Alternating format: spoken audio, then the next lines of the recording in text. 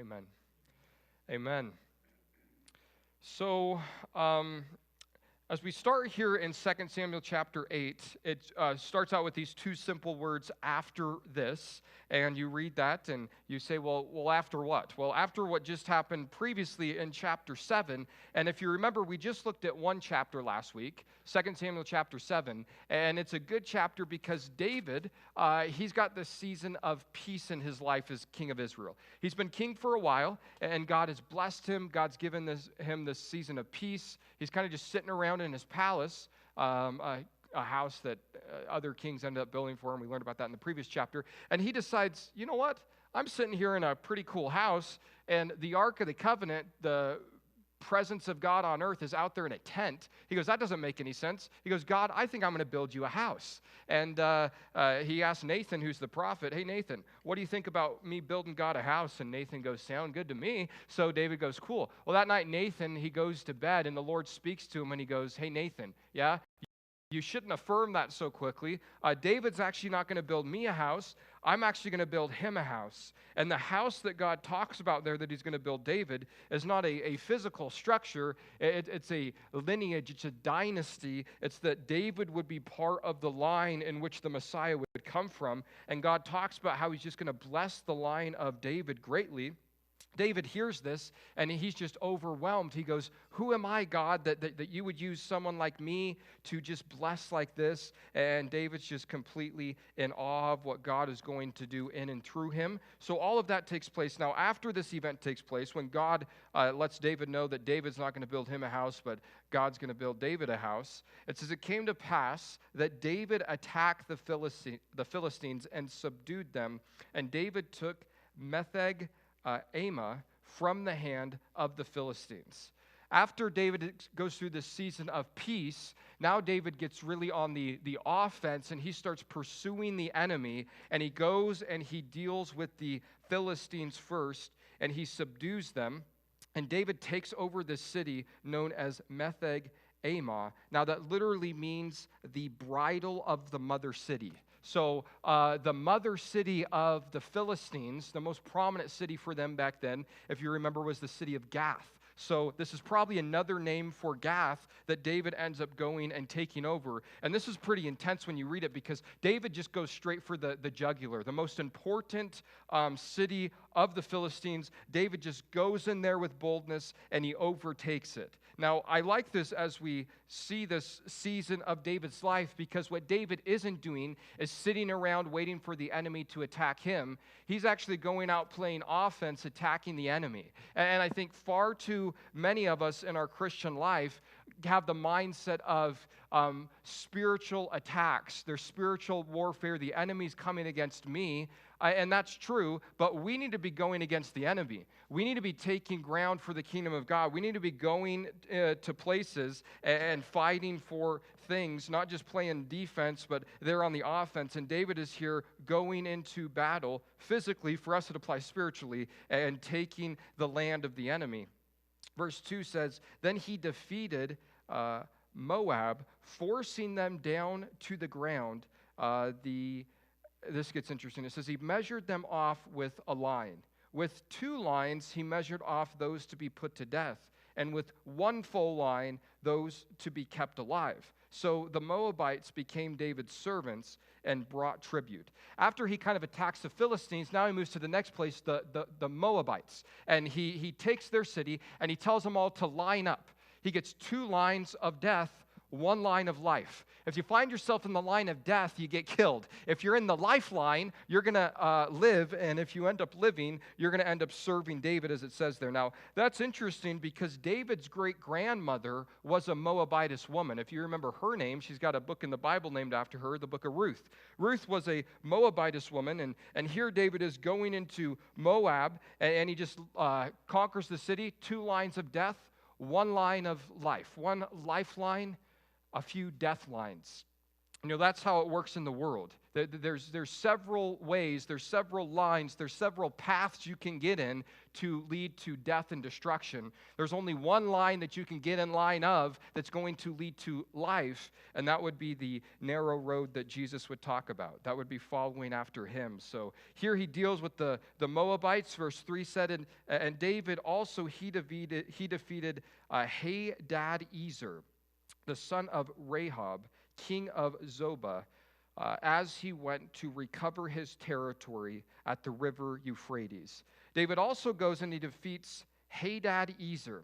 Now, from this point on, even into chapter 9, we're going to realize an interesting principle, and that is that the Bible, particularly the Old Testament, is like an ogre. And ogres are like onions, and onions have layers. Little Shrek reference here, okay? And as you read, you got the story, you have the historic account that's very obvious. But as you dig in a little deeper and you look a little bit more at the details that are there, you realize that the spiritual truth just keeps going. I wouldn't say that these are hidden truths. I would just say that these are deep truths. And the deeper you get into it, the more is revealed. And I'm going to point this out. And one of the ways that you discover this is by understanding names. Names are so important, particularly in the Old Testament. And that name, Hadad-ezer, means he is his own help. Literally, Hadad-ezer means Hadad is his help. So his name is Hadad, and his name means he is his own help. So this is a mindset of I can help myself, a self-help type mindset.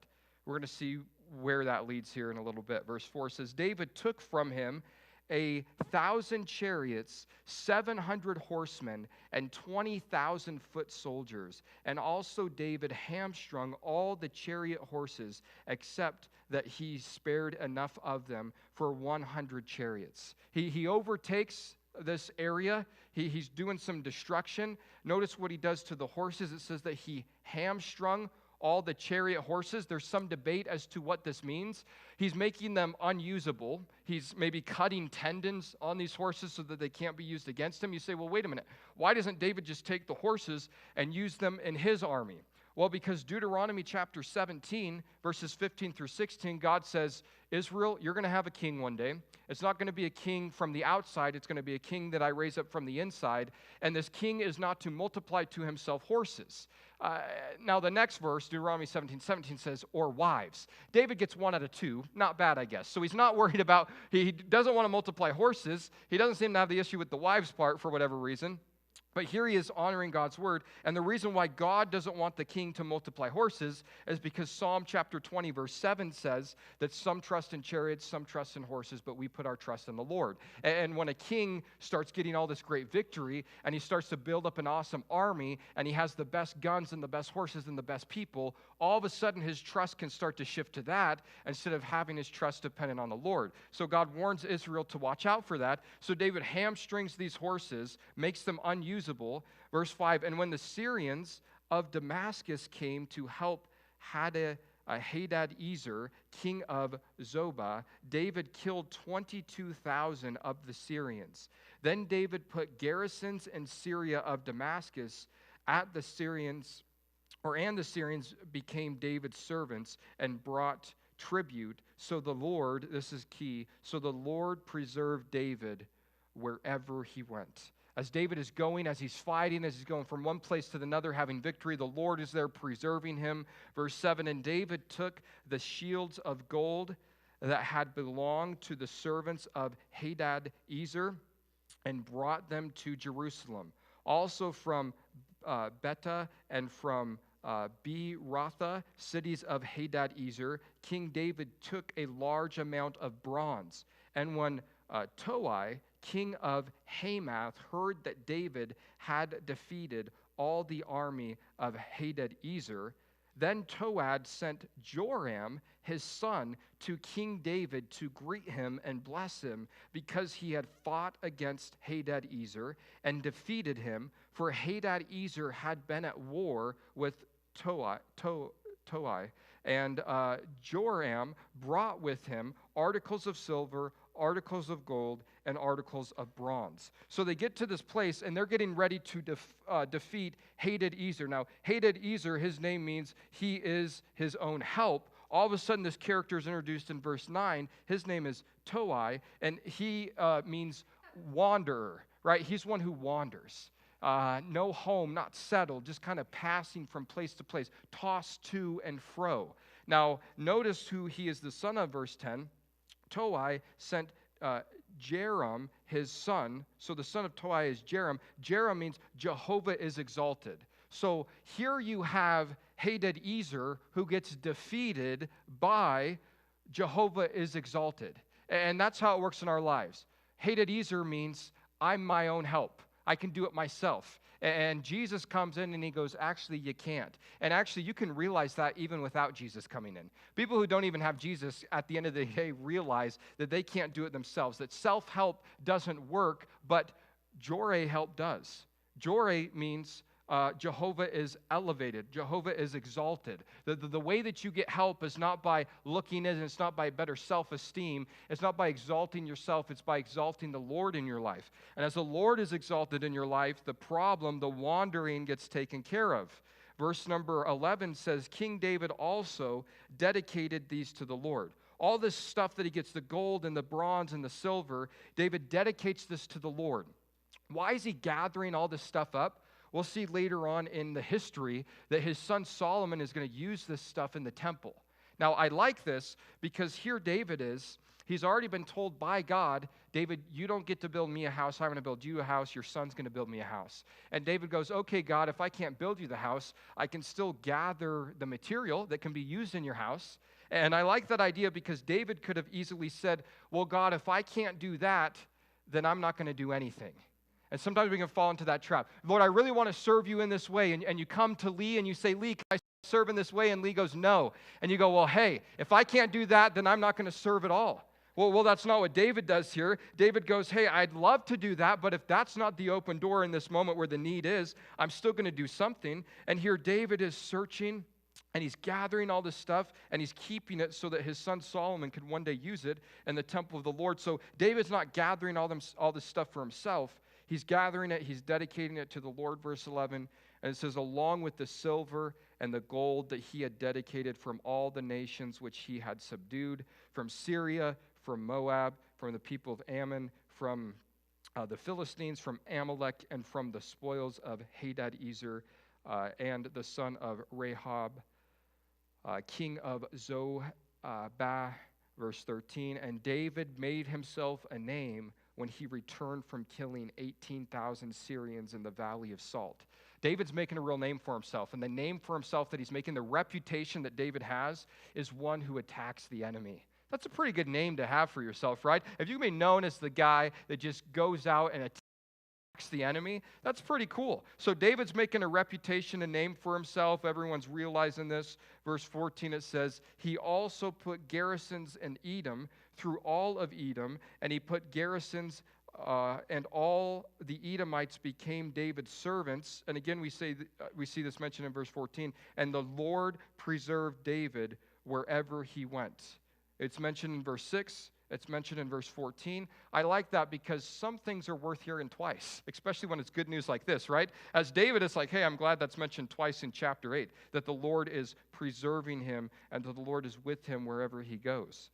Verse 15, so David, he reigned over all of Israel, and David administered judgment and justice to all the people. David was a good king. David was the best king that Israel ever had. And he's reigning over all of Israel, all the tribes. He's administering justice. He's doing a great job. Verse 16, and Joab, the son of Zeruiah, was over the army. Jehoshaphat, the son of Ahuliad, was recorder. Zodak, the son of Ahitub, or Ahitub, as I like to say it, and Ahimelech, the son of Abathar, were the priests. Sariah was the scribe. Verse 18, Benaiah, the son of Jehoiada, was over both the Cherethites and the Paleothites, and David's sons were chief ministers. So we just get kind of a list of some of these different jobs that these people are doing. And there you have chapter 8, a great little picture. You dig down a little deeper. Self-help gets defeated. When Jehovah is exalted, then you see that victory is made, and that's true in our lives as well. as we get here into chapter 9, we're entering into one of the most beautiful pictures in the entire Bible, both Old and New Testament, of this picture of this doctrine, of this teaching known as redemption. Redemption is like the key principle, one of the foundation blocks of what Christianity is all about. And in this story of David's kindness to Mephibosheth, we see a great picture of David's redemption towards Mephibosheth, and we'll see that maybe we can see us in this story. Chapter 9, verse 1 says, "Now David said, 'Is there still anyone who is left of the house of Saul, that I may show him kindness for Jonathan's sake?'" David, he's been doing his, whipping up on the enemies. He's doing good. All of a sudden, he gets a little break. He looks around and he goes, "Is there anyone still alive who's of the house of Saul?" David goes, "I'm kind of in the mood to bless some people." He goes, "I'm in the mood to show kindness to some people, and I'm curious if there's any descendants of Saul left out there so that I can show them kindness for Jonathan's sake."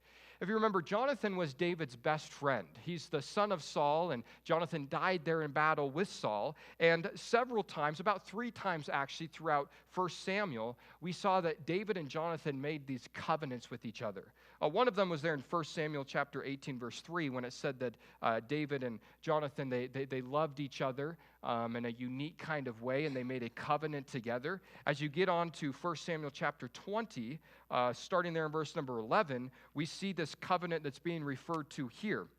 It says, "And Jonathan said to David, 'Come, let us go out into the field.' So both of them went out into the field.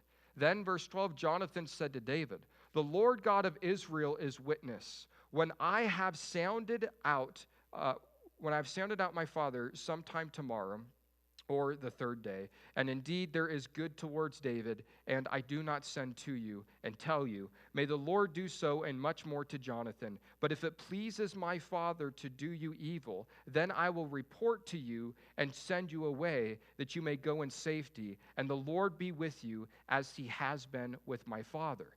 And you shall not only show me the kindness of the Lord,'" this is part of the covenant, "'while I still live, that I may not die, but you shall not cut off your kindness from my house forever. No, not when the Lord has cut off every one of the enemies of David from the face of the earth.' So Jonathan made a covenant with the house of David, saying, 'Let the Lord require it at the hand of David's enemy.' Now Jonathan, again, he caused David to vow, because he loved him, for he loved him as he loved his own soul." So Jonathan and David make this deal, and Jonathan goes, "David, if I die, I want you to promise that just as good as friends as we are, I want you to take care of my kids and those in my family." So they make this agreement because Jonathan knows that one day David will be king. So Jonathan goes, "David, take care of my family if something ever happens to me." They make the covenant. Life goes on. Jonathan, his brothers, all but one, plus Saul, get killed in battle, and the story goes on. Well, all of a sudden, David goes, I wonder, I want to honor this covenant. Are there any descendants of Saul out there? Verse 2 says, "So there was a servant of the house of Saul whose name was Ziba. So when they had called him to David, the king said to him, 'Are you Ziba?' And he said, 'At your service.' So they find an old servant of Saul, and he comes up, and David goes, 'Are you the guy? Are you Ziba?' He goes, 'Here I am, sir. What do you have for me?' Verse 3, it says, "Then the king said, 'Is there not still someone of the house of Saul to whom I may show the kindness of God?' And Ziba said to the king, 'There is still a son of Jonathan who is lame in his feet.'" Remember that detail from earlier on in 2 Samuel. "Isn't there anyone, a descendant of Saul, that I can bless? I want to show kindness to. I want to honor this covenant." Ziba, you would know, is there any family member out there with Saul's last name walking around? And Ziba goes, "There is one. His grandson, Saul's grandson, the son of Jonathan, a guy who has a problem with his feet. He's lame in his feet." Now, if you remember back in 2 Samuel chapter 4, verse 4, we had this strange detail given to us, and we weren't sure why, but now we understand why the writer of the book of 2 Samuel threw this in here. 2 Samuel 4:4 says this, "Jonathan's, Saul's son, had a son who was lame in his feet." Well, how did he get lame in his feet? Well, it tells us he was 5 years old when the news about Saul and Jonathan had come from Jezreel, and his nurse took him up and fled. And it happened, as he made haste to flee, that he fell and became lame. His name was Mephibosheth. Interesting. Who's left? The guy with lame legs. What's his name? Mephibosheth. We're introduced. We have his backstory there in 2 Samuel chapter 4. How did he get lame in his legs? Well, the problem was when word got back to Mephibosheth, Saul's grandson, Jonathan's living son, that everyone else had died in battle, the nurse takes him and runs with him. Why? Because the custom back then is when the king would be killed, whoever came in and took over would kill all the king's family. So there was no competition. So they know this custom, and they go, you're got blood of the king in you. We got to get rid of you. We got to flee to safety. So the nurse, not knowing, she, doing the best she can, picks up old Mephibosheth, little guy 5 years old, runs with him. She accidentally drops him, and something happens to where it messes up his legs, his feet, and it affects him for the rest of his life. Now, this is interesting for a few reasons. If you remember when we studied this back in 2 Samuel chapter 4, Mephibosheth, his name literally means shameful breath. And we talked about how that doesn't necessarily mean that he needs a tic tac, but it could carry the idea of the reason why he's being carried at 5 years old is because he wasn't able to breathe correctly. He might have had like asthma. And this young boy couldn't run, so the nurse has to pick him up, old shameful breath, and run with him. She ends up dropping this boy at 5 years of age, and this lameness starts to happen to him. Now, this is crucial to the story because Mephibosheth is going to be known as a guy whose legs are lame, and we'll build upon that for a minute. Now we know how he got lame, and just to kind of paint the picture now as we continue to study this chapter, Mephibosheth, the lame guy in the story, is going to be us. And David, the good guy, the hero, the blesser, is going to be Jesus. So this literally happened historically, but that second layer going down deeper is a picture of Jesus and us. And we'll see how this unfolds. Just like Mephibosheth, he is lame. Why? Well, because he's been dropped. And so too, all of us in this room, we've been dropped in our lives. Well, we've been dropped. We've been dropped by the fall.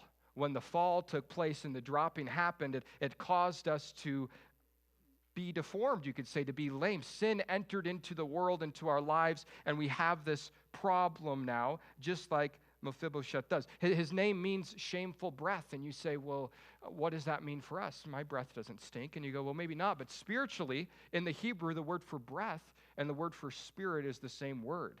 So your breath might not stink, but your spirit sure does. You got a shameful spirit about you by default. We're fallen. We'll see how the story continues on here. Verse 4 says, so the king said to him, where is he? And Ziba said to the king, indeed, he's in the house of Makar, the son of Amiel, in Lodabar. So David goes, okay, where's this guy with the lame feet? Where's Mephibosheth? Where's Saul's grandson? Where's the son of Jonathan? Go get him. And he goes, here's where he's at. He's in the house of this guy named Makar, and he's there in this place known as Lodabar. Now, Makar means sold, and Lodabar literally means without pasture, or not pasture, or we could say nothingness or desolate. He's living in a place without pastures. He's living in a place of vanity. He's living in a place of emptiness. He's living in a place of desolateness. And here we see that demonstrated for us in literally what that Hebrew of Lodabar would mean. Verse 5 says, then King David, he sent and he brought him out of the house of Makar, the son of Amiel, from Lodabar. David sends word to go and find him, go and get Mephibosheth, the lame guy, bring him here, get him out of the desolate place, and bring him here to my place, David would say. I want to meet with him, I want to talk to him, I want to bless him. Now, I find this interesting because here is Mephibosheth. He's lame, he's been sold. That's what Makar means. He's been sold, he's lost his freedom, he's in bondage, he's dwelling in a place of nothingness. That's the bad news. The good news, verse 5, is that King David is looking for him. And that's how it works in our lives too. We are lame. Some more than others, but we're pretty lame, right? We've been sold. We've lost our freedom. We're in bondage to this world, to sin. We're dwelling in nothingness and vanity. Our life, by default, is lacking an eternal purpose, a value, and we're stuck in this world, and we're hiding out from the King because we think the King wants to hurt us, when in reality, he actually wants to bless us. And David, the king, is looking for the lame Mephibosheth. Now, I like this because in Luke chapter 19, verse 10, Jesus says that I came to seek and save those who were lost. So just like David is seeking for Mephibosheth, Jesus sought us out. He's looking for us, even though these attributes apply to us, even though we're lame, even though we're in bondage, even though we're dwelling in a land of nothingness. Verse 6, now, when Mephibosheth, the son of Jonathan, the son of Saul, had come to David, he fell on his face, prostrated himself, when David said, Mephibosheth. And he answered, here is your servant. As soon as he goes out and he finds him, he brings him back to the king's house. As soon as he comes into the presence of the king, the first thing that Mephibosheth does, he just falls flat on the ground. He's just on his face before David the king, humbled before him, probably in fear as well, which is why we're going to see the king's going to say here, don't be afraid, because he doesn't know. His whole life he's been told you had to run away from the kingdom because the new king might want to kill you. Now he's facing this new king face to face. He doesn't realize all David wants to do is actually bless him. He thinks that David's out to get him, which is where many people's view of God is. They think God's out to get them. One, because he is out to get you, but he's not out to get you for the bad. He's out to get you for the good. He's out to get you to bless you, and this is what David wants to do for this lame guy here as well. So he's just flat on his face here before the Lord. And what I like here about verse 6, as he's here before him, David says to him at that second part, it says, then David said, Mephibosheth, and he answered, here is your servant. I like this because we see that the king knows the name of this lame guy. The king knows the name of the lame. Huh? That's pretty good, huh? Write that down. The king knows the name of the lame. And here in Isaiah chapter 43, verse 1, it says this, but now thus says the Lord who created you, O Jacob, and who formed you, O Israel. Fear not, for I have redeemed you. I have called you by your name. You are mine. He knows the name of the lame. He calls Israel by name and redeems them. In the New Testament, in John chapter 10, verses 27 through 28, one of my favorite verses in all of the Bible, Jesus says, my sheep hear my voice. I know them. He calls us by name. I know them, and they follow me. And I give them eternal life, and they shall never perish. Neither shall anyone snatch them out of my hand. Here we see that the King David knows the name of the lame Mephibosheth, and so too our King Jesus Christ, he knows our name as well. And here he says his name, and Mephibosheth just responds, here I am, your servant. Here is your servant. Verse 7 says, so David said to him, do not fear, for I will surely show you kindness for Jonathan your father's sake, and will restore to you all the land of Saul your grandfather, and you shall eat bread at my table continually. Mephibosheth, don't be afraid. I'm not going to hurt you. I want to bless you. And as David here in verse 7 starts to list off all the ways he wants to bless him, I like it because it progressively just gets better and better and better. He goes, here's what I want to do for you, Mephibosheth. He says, for I will show kindness to you, first of all. And notice why. For Jonathan's sake. Mephibosheth gets blessed. He gets kindness shown to him, not for his sake, but for the sake of the covenant, for the sake of not for who he is, but for whose he is. Because he belongs to Jonathan, he gets blessed as well. So David says, I'm going to bless you because of your dad Jonathan's sake. I'm going to be kind to you. He says, I'm going to restore to you all the land of Saul, of your grandfather, and you shall eat bread at my table continually. I'm going to show kindness to you. I'm going to restore what's been taken from you, and I'm going to give you a place at my table, the king says to the lame guy that day. I like this because our God is a God of restoration. In Joel chapter 2, verse number 25, Joel puts it this way. Joel 2:25 says, "So I will restore to you the years that the swarming locust has eaten, the crawling locust, the consuming locust, and the chewing locust, my great army which I sent among you. I will restore all the years that the locusts have consumed," God says. And so too in our lives, our God, He's in the restoration business. You read the book of Job, you see that God restores. All that Job has taken away, several years of terribleness, end of the story, God gives him back all that was gone from him. God is in the habit, in the business of restoring things to His people. And here David does this. He goes, hey, I'm going to restore to you what's been taken away from you. I'm going to bless you, and you got a place at my table. We'll talk more about that here in a little bit. Verse 8 says, then he bowed himself, and he said, this is Mephibosheth's response to the king's goodness. He bows himself and he says, what is your servant that you should look upon such a dead dog as I? When Mephibosheth is in the presence of the king, Mephibosheth is aware of who he really is, and he knows he's lame. He knows that he is a dead dog. And you read that, you go, throughout the Bible, that expression is kind of used several times. What's the deal? Well, back then, culturally, dogs were not man's best friend. Oftentimes, dogs were man's best dish, right? They would eat animals back then. So when you would see a dog, they instead of running towards you and licking you, they would generally turn in the opposite direction and run because they know that you will eat them. So when he says, I'm like a dead dog to you, he's saying like, it's like the lowest thing he could be. He's saying, David, King David, in comparison to you, I'm nothing. I'm no one. I'm lame. But here's the deal. We can't forget what David has already said. David is not blessing Mephibosheth because he's not lame. He's blessing Mephibosheth because of the covenant.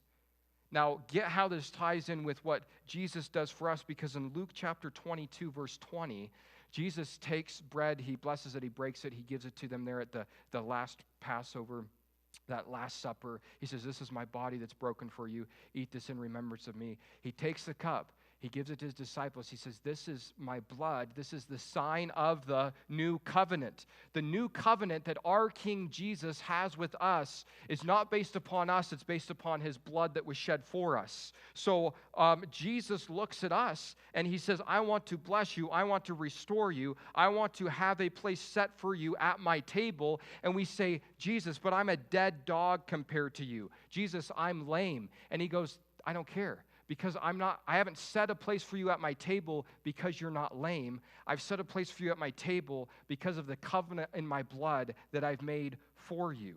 And as Titus chapter 3, verses 4 through 7 tells us, a great section of verses that deals with how this works between us and God. Titus 3:4 says, but when the kindness and the love of God our Savior towards man appeared, not by works of righteousness which we have done, but according to his mercy, he saved us through the washing of the regeneration and the renewing of the Holy Spirit, whom he poured out on us abundantly through Jesus Christ our Savior, that having been justified by his grace, we should become heirs according to the hope of eternal life. Jesus saved you, not because of the works of righteousness that you have done, not because of your unlameness. Jesus saves you because of his goodness. And that's what David is doing here with Mephibosheth. He's blessing him, not because he's not lame, not because he's not a dead dog, but because of the covenant that he has made. The covenant that our King has made is with his blood. Verse 9 of 2 Samuel chapter 9 says, and the king called to Ziba, Saul's servant, and he said to him, I have given to your master's son all that belongs to Saul and to all his house. You therefore, verse 10, and your sons and your servants shall work the land for him, and you shall bring in the harvest, that your master's son may have food to eat. But Mephibosheth, your master's son, shall eat bread at my table always. Now Ziba had 15 sons and 20 servants. David calls in Ziba. He goes, here's the deal. I need you, Ziba, to work for him. I need you to work for the lame guy. I need you to bless Mephibosheth. And notice how David now refers to Mephibosheth. He calls him to Ziba, your master's son. He says there in verse 10, but Mephibosheth, your master's son. Now David, in offering Mephibosheth a place at his table, is saying, I want you to be part of my family. Now that you have a place, a seat at my table, I am adopting you. You are now part of my family. And this is how that progression works. We're lost, we're lame, we're dwelling in desolation, and Jesus seeks us out, and we come to him, and he blesses us, and he doesn't just bless us, he doesn't just restore, he then adopts us, as Romans chapter 8, verse 15 tells us. Romans chapter 8, verse 15 lays out for us this adoption that the Lord has done for us. It says, for you did not receive the spirit of bondage, again to fear, but you received the spirit of adoption, by whom we cry out, Abba, Father. The Spirit himself bears witness with our spirit that we are children of God. And if children, then heirs, heirs of God and joint heirs with Christ, if indeed we suffer with him, that we may also be glorified together. We have been adopted into the family of God. We as humans, we as mankind are not by default God's children. We are God's creation, but we don't become a child of God until we come to faith in Jesus. Then we are adopted into his family. And that's what happens here with Mephibosheth and David. He says, you are now my son, and you're going to be treated like my son. You're going to be treated like royalty. Verse 11, it says, then Ziba said to the king, according to all that my lord the king has commanded his servants, so will your servant do. And as for Mephibosheth, said the king, he shall eat at my table like one of the king's sons. You won't even be able to tell a difference between him and my actual kids. He's going to be sitting right there amongst the whole family. He is now part of the family. Verse 12, Mephibosheth had a young son. He's a dad as well, whose name was Micah, and all who dwell in the house of Ziba were servants of Mephibosheth. Verse 13, so Mephibosheth dwelt in Jerusalem, for he ate continually at the king's table, and he was lame in both his feet. Interesting, Mephibosheth dwells the rest of his life in the city of Jerusalem, in the capital of Israel. There in the king's palace, Mephibosheth is now living with the king. And I like this because as you look at this transformation that has now happened in this lame guy's life, he goes from dwelling in barrenness to now dwelling in abundance. He goes from living in a place of nothingness to now living in the palace. He goes from not having a dad to now having the king as his dad. And that's how it works for us. We went from having nothing to having it all in Jesus. We went to living in a place of nothingness to being seated in heavenly places with Christ. We went from being aliens without a father in this world to now having God the King as our heavenly Father, and a great transformation takes place in this guy's life forever. Now, notice where he's living. He's living there the rest of his days, verse 13 says, in Jerusalem. I like that because the Bible talks about how you and me are residents of the new Jerusalem that is there in heaven. Revelation chapter 22, 21 and 22 tell us that, but Hebrews chapter 12, verse 22 tells us this. Hebrews 12, verses 22 through 24 says, but you have come to Mount Zion and to the city of the living God, the heavenly Jerusalem, to an innumerable, company of angels, to the general assembly and church of the firstborn, who are registered in heaven, to God, the judge of all, to the spirits of just men made perfect, to Jesus, the mediator of the new covenant, and to the blood sprinkling, to the blood of the sprinkling that speaks better than that of Abel.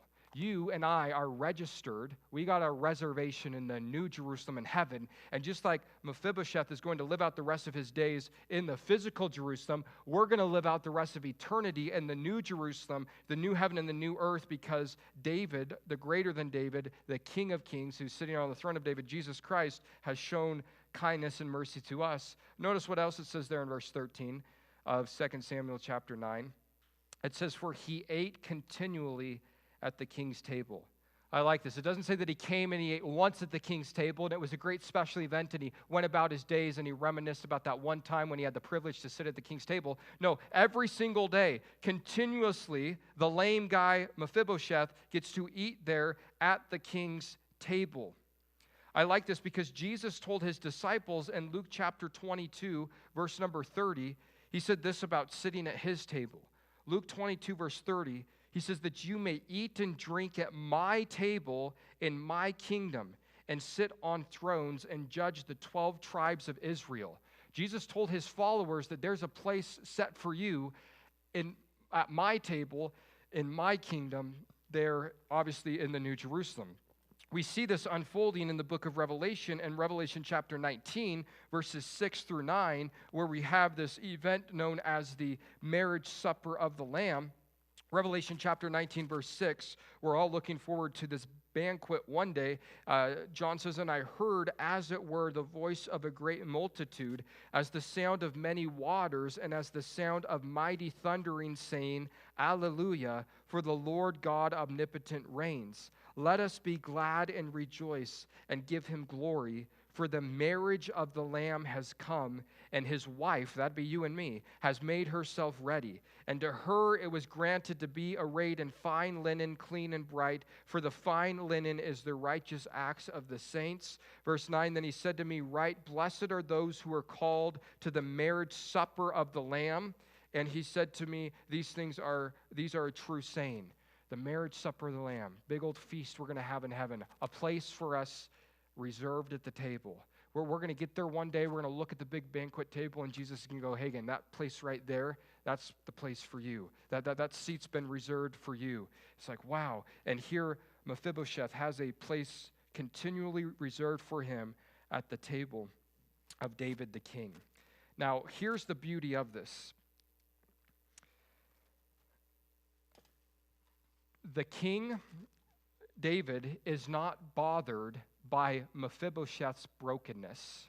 It doesn't bother David that Mephibosheth is lame, especially when he's seated at the table. Because an interesting thing about tables is when you're sitting at tables, guess what you can't see? People's feet. So Mephibosheth's lameness is hidden when he's sitting at the table of the king. And this is really the beautiful picture that we see presented here for us. You say, so what are you saying? Well, there's a table that you and I get to come to. There's a table that we get to come to as believers where our lameness is hidden, where our lameness is covered. And that table is the table of communion, the Lord's table, when we can come before the Lord and commune with him and remember what he's done on behalf of us. And all of a sudden our brokenness, our messed upness, our dead dogness, our lameness is not able to be seen as we're seated there at his table in his presence, enjoying time with him. But as I think about this idea of our lameness not being able to be seen at the king's table, it reminds me of a table that Jesus was sitting at there in Luke chapter 7. This is probably my favorite story of Jesus as he gets invited over to dinner at the house of none other than a Pharisee. In Luke chapter 7, starting in verse 36. This principle is what's laid out for us here in 2 Samuel chapter 9. It's what's going to take place for us one day in eternity there at the marriage supper of the Lamb. It's what we get to participate in when we gather together and go to the Lord's table and participate in communion. But this is how Jesus lays this out as he's seated at this table of a Pharisee in Luke chapter 7, verse 36. It says, "Then one of the Pharisees asked him to eat with him, and he went to the Pharisee's house, and he sat down to eat." Jesus has ate with tax collectors and sinners. He presumably didn't mind that crowd. I wonder if this was an invitation he was kind of like, I guess I'll go, right? Because generally speaking, Pharisees probably not the funnest people to have dinner with, so especially when they're trying to kill you, which is what their plan is for Jesus. But Jesus goes, he gets invited over to dinner at this Pharisee's house. Jesus goes, he sits down at his table, and he starts to eat. I love this story. Verse 37, and behold, a woman in the city who was a sinner, presumably she's a prostitute, when she knew that Jesus sat at the table in the Pharisee's house, brought an alabaster flask of fragrant oil, and she stood at his feet behind him, weeping, and she begged to wash his feet with her tears, and wipe them with the hair of her head, and she kissed his feet and anointed them with the fragrant oil. As Jesus is sitting at the table with the Pharisee, the pious religious guy who would take pride in memorizing the Torah and keeping the law and super spiritual, all of a sudden out of nowhere comes this sinful woman whose reputation precedes herself. It's known that she's a woman of the night, a harlot, and she's asking Jesus, could I please anoint you with this oil? Could I please just wash your feet in this place? And I don't even have any water, but I'll do it with the tears that are flowing from my eyes. I don't have a towel, but I'll use my hair, she says. And she starts to do this, verse 39. And as all this is taking place, this Pharisee's kind of put back, which put yourself in his position. I get it, right? It's your house. It's your dinner. This prostitute off the street interrupts it and does this thing with Jesus. You're like, what? Verse 39, it says, and when the Pharisee who had invited him saw this, he spoke to himself, saying, this is what's running through his mind, this man, if he were a prophet, would know who and what manner of woman this is who is touching him, for she's a sinner. This Pharisee goes, this guy can't have any spiritual insight, this Jesus guy. If he did, he would know what kind of woman this was, which, by the way, we'll see this Pharisee's name is Simon. How does Simon know what kind of woman this is? That's an interesting question to ask, because he appears to know her somewhere, and that's a whole nother story. But he goes, if Jesus really had spiritual insight, he would know that this woman who's wanting to do this thing for him is a sinner. Verse 40, Jesus answered and said to him, no, he didn't ask a question, but Jesus is still answering him. This guy's thinking this, but Jesus knows it, and he says this, I love this. Jesus says to him in verse 40, Simon, I have something to say to you. I got something to tell you. So he said, teacher, say it. Verse 41, he says, there was a certain creditor who had two debtors. One owed him 500 denarii, the other owed him 50. And when they had nothing with which to repay, he freely forgave them both. Tell me, therefore, which of them will love him more? And Simon, the Pharisee, he answered and he said, I suppose the one whom he forgave more. And he, Jesus, said to him, you've rightly judged. Verse 44, then he turned to the woman and he said to Simon the Pharisee, do you see this woman? I entered your house and you gave me no water for my feet, but she's washed my feet with her tears and wiped them with the hair of her head. You gave me no kiss, but this woman has not ceased to kiss my feet since the time I came in. You did not anoint my head with oil, but this woman has anointed my feet with fragrant oil. Therefore, I say to you, her sins, which are many, are forgiven, for she loved much.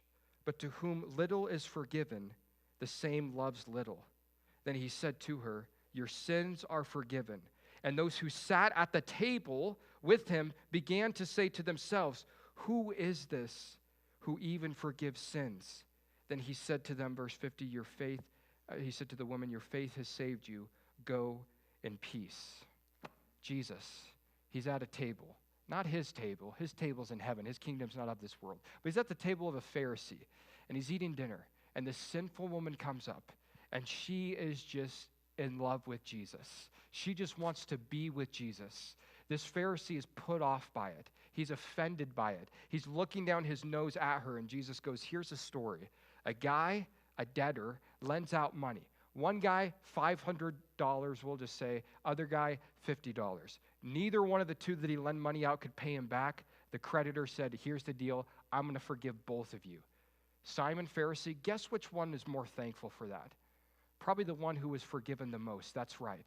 Now, the point of that is not to sin more so you can be forgiven more. The point is to realize how much you've been forgiven, because you have been forgiven greatly. And Jesus says, let's just look at this situation. You invite me over to your house.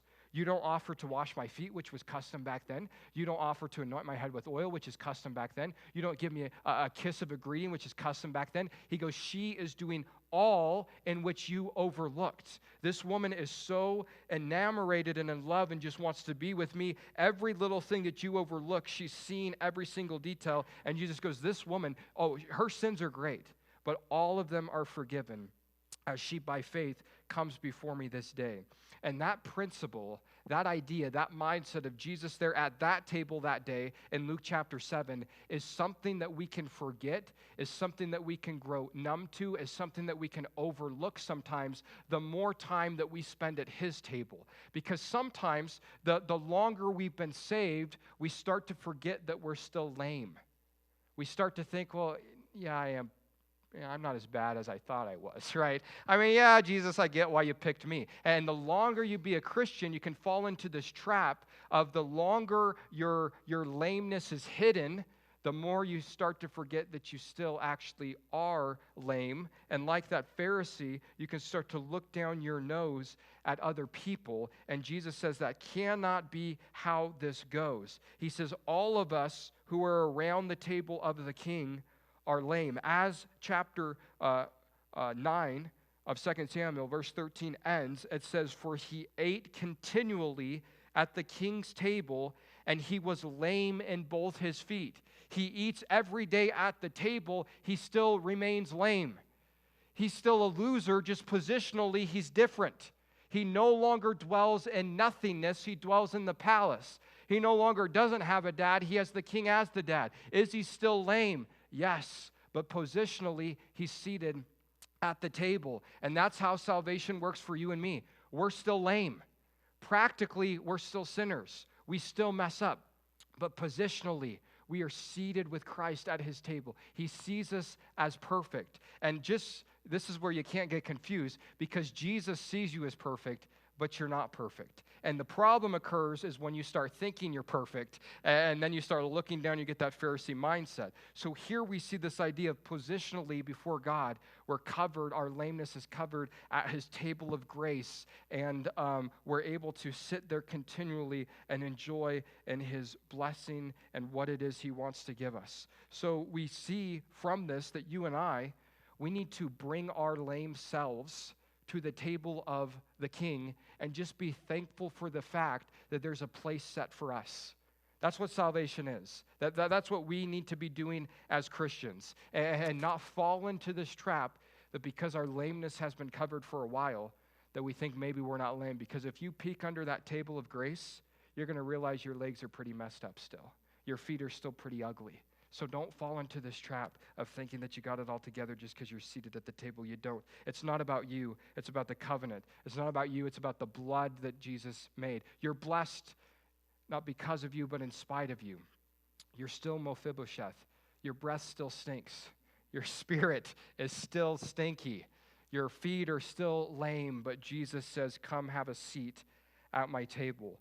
And I absolutely love this concept. I love this chapter, and I wish that for the next 3 weeks I could actually just reteach chapter 9 over and over and over again, because I think this is the most one of the most crucial concepts throughout the entire Word of God.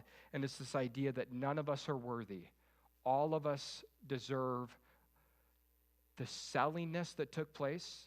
All of us have been dropped. All of us are lame. All of us deserve the nothingness in which we found ourselves dwelling in without the Lord. But for whatever reason, and this is the mystery of heaven, the King sought us. The King said one day, I'm looking for Hagen. And he found us in that place, and he brought us to his palace, and our response is, Jesus, we're dead dogs to you. And do you know what he does? Do you know what David says when Mephibosheth says, David, I'm a dead dog to you? He doesn't even address it. David doesn't go, oh, no, you're not. He just completely overlooks the thing, and he says, I'm going to keep right on blessing you. Because it's true. Mephibosheth is a dead dog compared to David, but David doesn't care because David is blessing him because of Jonathan, not because of Mephibosheth. And we are blessed not because of who we are. We're blessed because of whose we are. And we belong to Jesus. We're part of his family. We have his stamp, his brand. We're sealed by the Holy Spirit. And now by default, we get to be blessed even though we're still lame, even though we're still messed up. And that is what Mephibosheth teaches us here in 2 Samuel chapter 9. And that's some stuff to chew on and to meditate on and to go back and read over and think about, wow, Lord, that's what it is. That's salvation. That's redemption right there in this chapter hidden in the Old Testament. So with that, let's pray. Heavenly Father, God, we thank you, Jesus, for this evening. Lord, that it's you. It's always been you. It will always be you. Jesus, it's your grace that's poured out on us. Not because we deserve it. Lord, it wouldn't be grace if we deserved it. Lord, it would be a reward if we earned it. Lord, it's not. It's grace. Unmerited, undeserved favor. And Lord, your grace in our lives is not one of the points of salvation. It's not the starting point of salvation. It's the only point of salvation. Jesus, our seat is reserved in heaven with you right now, not because of us, but because of the covenant that you made, Lord, 2,000 years ago, as your blood was shed there on that cross.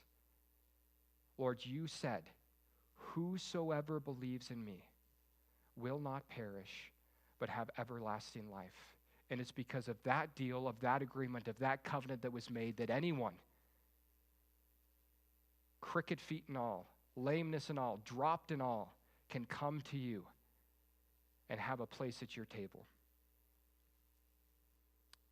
Lord, I pray if there's anyone in this room tonight or anyone watching online that doesn't realize this point, Jesus, that you are seeking them. Jesus, you seek and save those who are lost, and we've all been lost.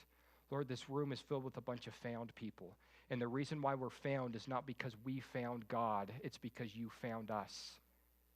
And you saved us. And you brought us from barrenness into abundance. You brought us from no dad to you being our dad. That's it. That's what this is about.